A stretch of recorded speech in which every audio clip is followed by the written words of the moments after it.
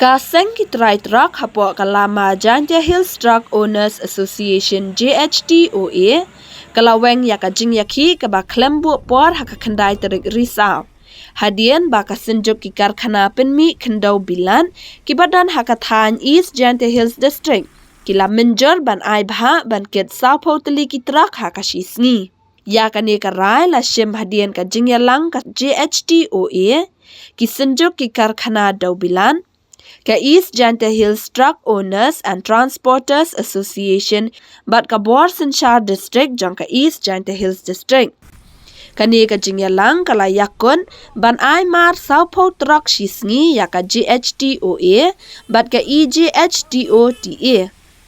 Haba yakran bat presiden ka JHTOA uba biang shwa shela ulayatho shwa ba ka JHTOA kan shem yakarai ban Weng no ya ka jingiakhih.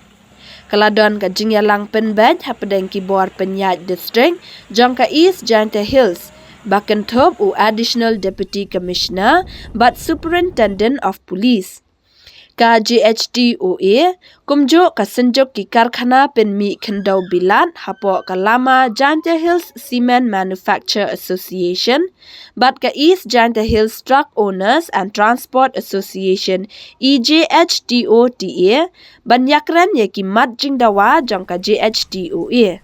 Ulaang bahakani ka jingialang ka senjuk ki karkhana penmi kendau bilan kila kular ban ai saupo teli ki truk ya ka JHTOA bat saupo teli ya ka JHTOA bat kani ka jingpen bed kan long na ka benta si benai shwa.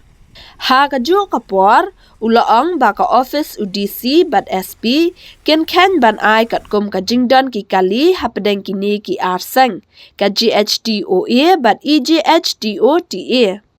Kumban shupen kan mau ka JHTOA kala pelong ya ka jingiakhih ka ba klem bo por na do santarik risau hatu ber tak knyang.